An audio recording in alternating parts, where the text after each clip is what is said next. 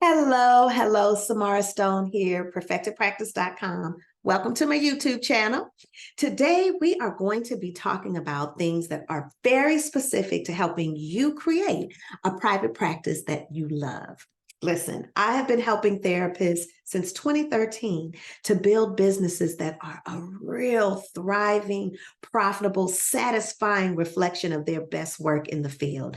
We do that by helping you to create a niche for yourself, build a brand around that niche that positions you as an expert, and then choosing the kind of offers and visibility strategies that help you to rock it out in building your business. Today's conversation is about the foundational level of getting started in your business. And I'm going to tell you some things that are not the standard step-by-step guide to starting a private practice, but the things that I know make a huge difference in the kind of results that you get as you're growing your business. So let's get into it. The first thing I want you to know is that any business that's going to thrive has to center you. You are the most important part of your private practice. Don't believe anybody else that tells you that that is not the case. Because at the end of the day, in order for this business to be sustainable, it has to work for you. It has to be a good fit for you. And it has to also include some habits and patterns that help you to thrive.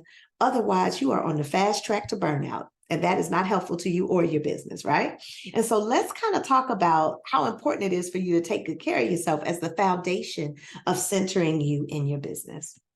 A lot of people feel like self-care is kind of a luxury, if you will.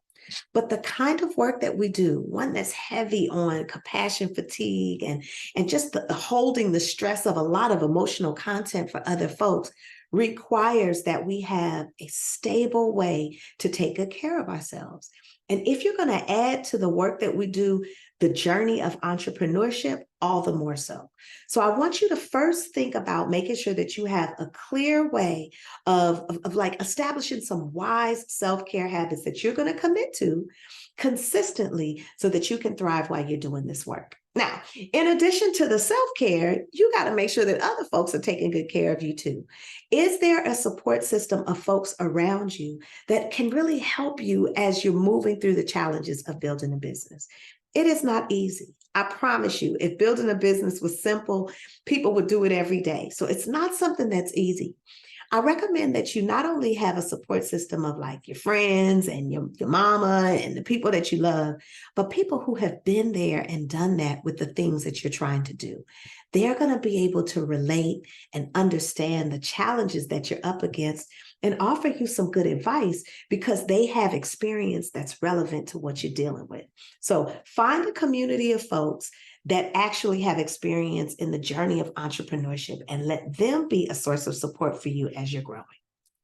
Now that you've got your kind of self-care habits in place and you've really started centering, kind of making sure you've got the right kind of supports around, it's time to talk about you in your business.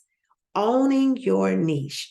Having a niche that is a good reflection of your values, your professional experiences, and quite honestly, even your lived experience is going to set you apart in the field and make it that much easier for you to position yourself as an expert. See, a lot of times people skip the step of creating a niche. They kind of think, oh, well, I can work with about anybody. I'll figure out what my niche is going to be later. Or, oh, I'll just kind of, I can serve anybody and I don't want to leave anybody out. I want to make sure I can fill my business. It may seem counterintuitive, but the truth is those businesses that get full fast and filled with clients that you enjoy serving are ones where you've allowed yourself the time to clarify your niche. It is like gold in the world of creating a business for yourself. So don't miss that opportunity. It's almost like protecting your confidence because when you're choosing a niche, you're going to be cherry picking the kind of work, the kind of clients that you feel like you can really serve.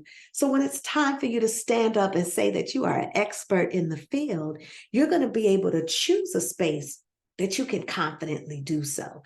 And I'm talking about a mile deep, not a mile wide, right? We want you to have a space that you can really own as your own so that you can be like the go-to top of mind expert in the field for the work that you're doing. Okay.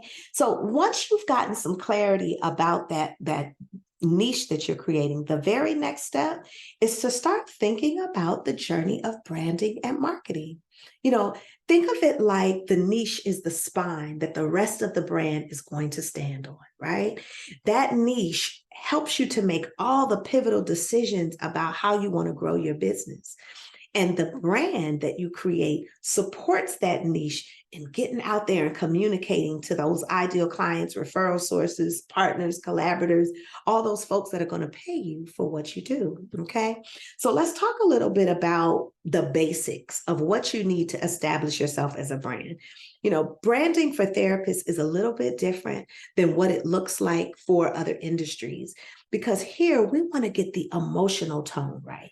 We want to make sure that people understand what you do, that you have the right passion or expertise to do it, that they can trust you, right? And that you have a deep and clear understanding of the challenges that they're facing. And we need to do all that quickly, right? And this is the reason why messaging, both words and images, is going to help you to communicate to people like what you're all about and what your niche is quickly. A lot of times people get overwhelmed trying to create big, giant websites for themselves. And I want you to know that with the right kind of branding, you can create a simple one-page website that's going to do a heavy lifting in giving, the audience a good sense of who you are and what it's going to be like to work with you. So a nice one-page website with a well thought out brand, you are winning. Okay. Once you have that in place, you got your niche, you got your brand, the work of marketing becomes that much easier. And so a lot of times we see people build practices, but it falls apart in this place of trying to bring in the ideal clients, especially if you're not working with insurance companies and you're trying to build a cash pay practice. You can do yourself a huge favor by making sure you go through the steps, creating your niche, developing your messaging, creating a brand for yourself, and having an online presence. So by the time you're trying to market and bring people into your practice, you already have all of the foundational elements in place. Okay. So you want to create the right kind of marketing strategy that's going to fit your personality, fit the audience that you're trying to connect with, and make sense for your brand. And quite honestly, it has to be something that you're going to be consistent with, right? Because you want people to come to know your voice and be familiar with you showing up in a particular space. And so we'll talk more about visibility strategies that work for therapists in another video. But suffice to say that making sure that you have some real clear pictures in place of how you're going to draw people into your business is super duper important. Okay. Of course, listing yourself in all kinds of directories is a great way to get started. Try to choose directories where your ideal clients might be. There's a lot of different ways that you can position yourself to make sure that you're attracting the right clients into your business. And one of them is making sure your Psychology Today profile is good. Or if you have niche audience, therapy for Black girls, places like that can be a wonderful way for you to position yourself in a directory to help people find you. And be sure that no matter where you're showing up, social media, a podcast episode for somebody, or anything that you're showing up, that you're being consistent with your brand voice. It should be that people get a sense of what it's like to work with you every time they interact with anything that you've touched. And so give attention to that. And then people will start to know you through your work and your marketing efforts. And it makes it that much easier for people to say yes. So this is how we make sure we position you in the middle of your new business. Now, there's a whole lot more that I can share with you about the business side of setting up your practice. There's a whole lot to do with regard to workflows and administrative supports and business banking and all those other kinds of things. But before you do that, make sure that you've centered you in your business. I'd love to hear in the comments what part of this resonated with you. And if I missed something, if there's something else about you in your practice that you need to know that you think will make a big, big difference in folks being successful. So if you haven't already, please do subscribe. I'll be back with content that's helpful for you creating your business as a mental health professional. And you can always visit me at perfectedpractice.com, where we have all types of tools and information that is suitable for your growing. Take good care of yourself and take care of business. Bye-bye.